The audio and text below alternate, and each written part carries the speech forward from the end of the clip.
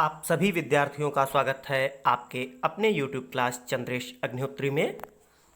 कक्षा 12 के विद्यार्थी आज पढ़ने वाले हैं पाठ भोजस्यौदार्यम्। अगर आप पहली बार चैनल से जुड़ रहे हैं और चैनल को अभी तक सब्सक्राइब नहीं किया है तो आप हमारे चैनल को सब्सक्राइब अवश्य करें। आइए शुरू करते हैं भोजस्यौदार्यम् पाठ का संदर्भ सहित हिंदी अनुवाद।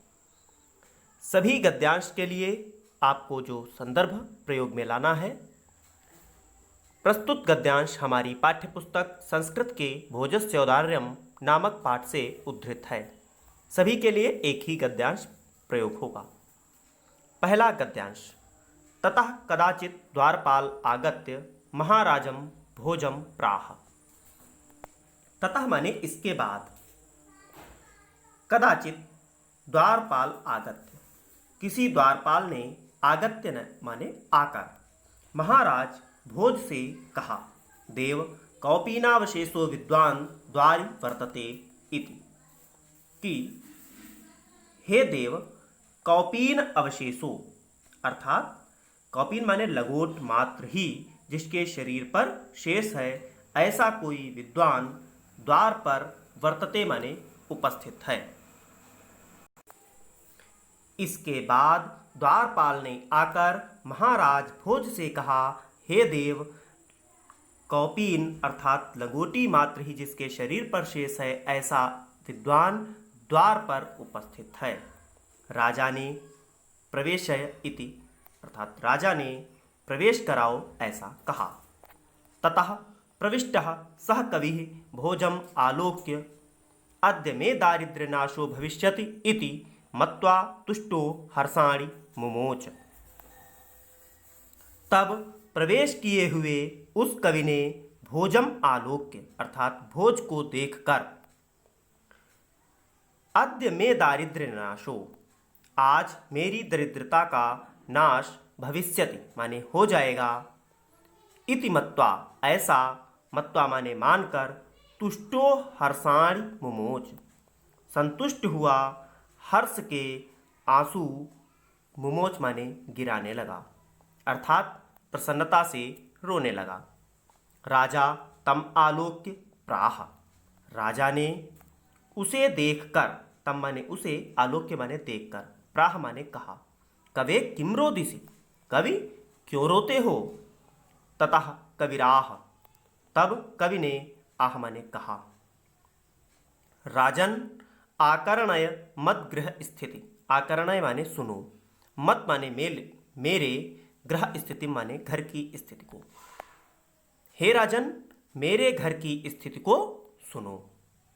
पूरे गद्यांश का एक बार पुनः अर्थ देखते हैं।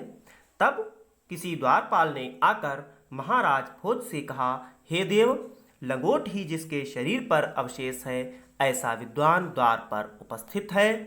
राजा ने प्रवेश कराओ ऐसा कहा। तब प्रवेश किए हुए उस कवि ने भोज को देखकर, आज मेरी दरिद्रता का नाश हो जाएगा ऐसा मानकर संतुष्ट होते हुए हर्ष से रोने लगा।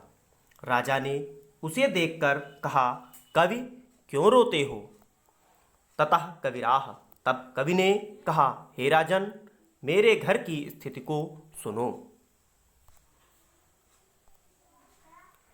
वो अपने घर की स्थिति बताते हुए कहता है, अये लाजानच्चैः पथि वचनमाकर्ण्य गृहिणी शिशोः कर्णो यत्नात् सुपिहितवती दीनवदना, अर्थात अये लाजान उच्चैः पथि, लाजान उच्चैः अर्थात उच्च स्वर में, लाजान माने खीले, उच्च स्वर में खीले ले लो, ऐसा पथि माने राहगीर के द्वारा सुने जाने पर, या वचनम आकर्ण ऐसे वचन सुनकर, मार्ग में खीले ले लो ऐसे उच्च स्वर को सुनकर मेरी पत्नी ने शिशोह कर्णों अर्थात बच्चे के कानों को यत्नात् सुपिहितवती प्रयत्नपूर्वक अच्छी प्रकार से, दीनवदना माने दुखी होते हुए, बंद कर दिया। मार्ग से खीले ले लो ऐसे उच्च स्वर को सुनकर मेरी दीन वदना माने दुखी होते हुए पत्नी ने बच्चे के कानों को प्रयत्नपूर्वक अच्छी प्रकार से बंद कर दिया। मई क्षीणोपाये यदकृतं दृशावस्त्रु बहुले।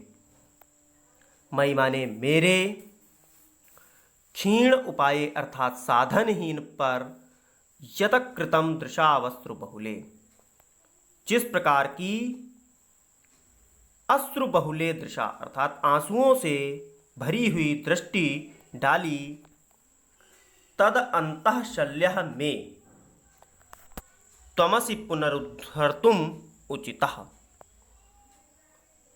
तब हमारे हृदय में चुभे हुए शल्य माने उस कांटे को त्वम असि आप ही पुनरुद्धम माने निकालने में उचितः माने समर्थ है। तब मुझ साधनहीन पर उसने जो आंसुओं से भरी हुई दृष्टि डाली, उस मेरे हृदय में चुभे हुए कांटे को आप ही निकालने में समर्थ हैं। कहने का अर्थ यह है कि कवि के ऊपर जब उसकी पत्नी ने दुख भरी दृष्टि डाली तो कवि के हृदय में वह बात कांटे की तरह चुभ गई। राजा शिव शिव इति उदीरयन्। राजा ने शिव शिव ऐसा कहते हुए प्रत्यक्षरम अर्थात प्रत्येक अक्षर पर लक्षम दत्वा लाख मुद्राएं देकर प्राह माने कहा, त्वरितम गच्छ गेहम। त्वरितम माने शीघ्र ही, गच्छ माने जाओ, गेहम माने घर। शीघ्र ही घर जाओ। त्वद्गृहिणी खिन्ना वर्तते। तुम्हारी पत्नी दुखी हो रही होगी या तुम्हारी पत्नी दुखी है। अन्यदा भोजः श्री महेश्वरम नमितुम। अगले दिन भोज ने श्री महेश्वर अर्थात शिव जी को नमितुम माने नमस्कार करने के लिए शिवालय अभ्यगच्छति माने गए। अगले दिन श्री भोज श्री शिव जी को नमस्कार करने के लिए शिवालय गए। तदा कोपि ब्राह्मणः राजानं शिव सन्निधौ प्राह देव। तब किसी ब्राह्मण ने राजा से शिव सन्निधौ शिव के समीप प्राह माने कहा। तब किसी ब्राह्मण ने राजा से शिव के समीप कहा, हे देव, अर्धम दानव वैरिणा गिर्जयाप्यर्ध शिवस्याहृतं देवेत्थं जगति तले पुरहरा भावे समुन्मीलति। गंगासागरमंबरं शशिकला नागाधिपाक्ष्मातलं सर्वज्ञत्वमधीश्वरत्वमगत्मत्वां मां तु भिक्षाटनम्। अर्थात शिव का अर्धम माने आधा भाग, दानव वैरिणा दानवों के वैरी अर्थात शत्रु कौन, भगवान विष्णु, अर्थात भगवान शिव का आधा भाग दानव वैरिणा अर्थात दानवों के वैरी भगवान विष्णु ने गिरजया अपि अर्धम, गिरजा अर्थात पार्वती ने आधा, शिवस्य आहृतम शिव को ले लिया अर्थात भगवान शिव का आधा भाग विष्णु ने और आधा भाग पार्वती ने आहृतम माने ले लिया। देवेत्थम जगती तले पुरहरा भावे समुन्मीलति। इत्थम माने इस प्रकार से, हे देव, इस पृथ्वी तल पर, जगती माने पृथ्वी, पृथ्वी तल पर पुरहरा अभावे, पुरहरा अर्थात भगवान शिव का, अभावे माने अभाव, समुन्मीलत माने दिखाई देने पर। इस प्रकार हे देव, इस पृथ्वी तल पर भगवान शिव का पूर्णतः अभाव दिखाई देने पर गंगा सागरम, गंगा ने सागर में, अंबरम शशिकला, शशिकला अर्थात चंद्रकला ने अंबरम माने आकाश में, नागाधिपः क्ष्मातलम, नागाधिपः अर्थात नागों के जो अधिपति हैं अर्थात शेषनाग ने, क्ष्मातलम अर्थात पाताल लोक या रसातल में, सर्वज्ञत्वम अधीशरत्वम अर्थात सर्वज्ञता और अधीशरत्वा आप में आ गई। माम तु भिक्षाटनम और भिक्षाटन मेरे पास आ गया। इस प्रकार भगवान शिव के संपूर्ण गुण बट गए। जो 5वां पैराग्राफ आपके सामने है। राजा तुष्टः तस्मै प्रत्यक्षरम लक्ष्मम ततौ। राजा ने संतुष्ट होते हुए तस्मै माने उसको प्रत्येक अक्षर पर लाख मुद्राएं ददौ माने दी। अन्यदा राजा समुपस्थितां सीतां प्राह। अगले दिन राजा ने समुपस्थिता अर्थात सामने उपस्थित सीतां प्राह, सीता नाम की कवित्री से प्राह माने कहा, हे देवी प्रभातम वर्णय, प्रभात का वर्णन करो। सीता प्राह, सीता ने कहा, विरल विरलाः स्थूलाः ताराः कलाविव सज्जनाः। अर्थात सीता प्रभात का वर्णन करते हुए कहती है, विरल विरलाः स्थूलाः ताराः, कुछ बड़े बड़े मोटे मोटे तारे दिखाई दे रहे हैं, जिस प्रकार कलयुग में सज्जन, कलयुग में सज्जनों की तरह कुछ बड़े बड़े मोटे मोटे तारे दिखाई दे रहे हैं। अर्थात जिस प्रकार से कलयुग में सज्जन लोग कम दिखाई देते हैं, वैसे ही तारे भी कम दिखाई दे रहे हैं। मन इव मुनेः सर्वत्रैव प्रसन्नम भून्नभः। मुनेः मन इव सर्वत्रैव प्रसन्नम भूत नभा। मुनि के मन के एव माने समान, सर्वत्र एव माने हर जगह ही, भून नभा, नभा माने आकाश, प्रसन्नम माने प्रसन्न है। मुनि के मन के समान सर्वत्र आकाश निर्मल हो गया है। अपसरति च ध्वांतम, ध्वांतम माने अंधकार, अपसरत माने दूर हो रहा है, अंधकार दूर हो रहा है।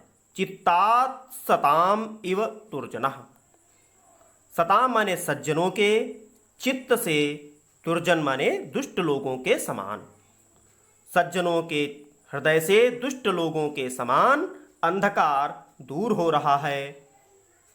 व्रजति च निशा, निशा माने रात, व्रजति माने भागी जा रही है, क्षिप्रम माने तेजी के साथ। किस प्रकार? लक्ष्मी अनुद्यमिनाम इव, जिस प्रकार अनुद्यमिनाम, उद्यम न करने वाले के पास से लक्ष्मी, उद्यम न करने वाले के पास से लक्ष्मी के समान रात तेजी के साथ भागी जा रही है। अर्थात आलसी पुरुष के धन की भांति रात का भी शीघ्र ही अंधकार हुआ, रात का भी शीघ्र ही विनाश हुआ जा रहा है, रात भी समाप्त होती जा रही है।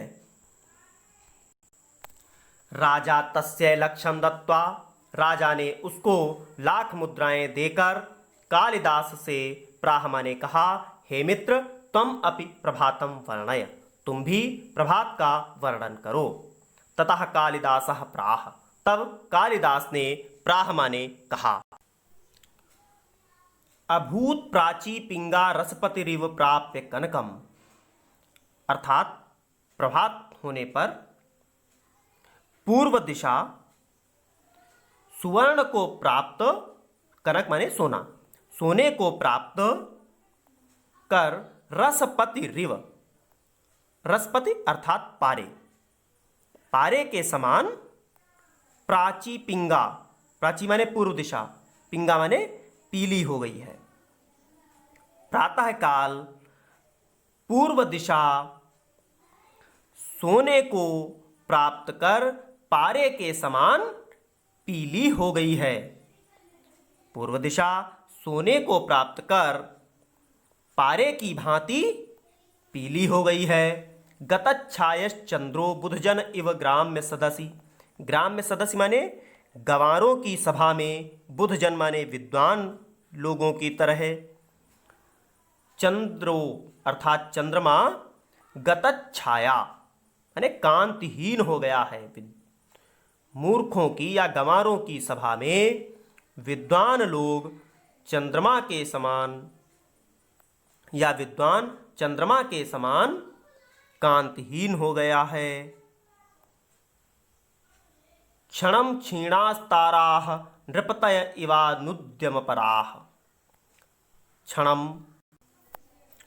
क्षण भर में तारे उद्यम न करने वाले राजा के समान क्षीण हो गए हैं। न दीपा राजन्ते द्रविण रहिता नाम इव गुणाः। द्रविण रहिता अर्थात धनहीनों के गुणों के इव माने समान दीपक प्रकाश युक्त नहीं है या चमक नहीं रहे हैं। धनहीनों के गुणों के समान दीपक चमक नहीं रहे हैं। राजा अति तृष्टः, राजा ने अत्यंत संतुष्ट होकर तस्मै प्रत्यक्षरम लक्षम ददौ। तस्मै माने उसको प्रत्येक अक्षर पर लाख मुद्राएं दी। पुनः इस गद्यांश का अर्थ एक बार पुनः देखते हैं। राजा ने उसे भी लाख मुद्राएं देकर कालिदास से कहा, मित्र तुम भी प्रभात का वर्णन करो। तब कालिदास ने कहा कि पूर्व दिशा सुवर्ण को प्राप्त कर पारे की भांति पीली हो गई है। गंवारों की सभा में विद्वान जन की तरह चंद्रमा कांतिहीन हो गया है। क्षण भर में तारे उद्यम न करने वाले राजा के समान नष्ट हो गए हैं। दीपक प्रकाशहीन हो गए हैं। किसकी तरह? धनहीनों के गुणों के समान। धनहीनों के गुणों के समान दीपक प्रकाशहीन हो गए हैं। राजा ने इस पर अत्यंत प्रसन्न होते हुए उसे भी लाख मुद्राएं दी। सभी विद्यार्थियों ने पूरा वीडियो देखा, इसके लिए बहुत बहुत धन्यवाद। आपसे निवेदन है कि आप हमारे चैनल को सब्सक्राइब करें, साथ ही साथ अपने सभी मित्रों को शेयर भी करें और वीडियो को भी लाइक करें। धन्यवाद। जय हिंद।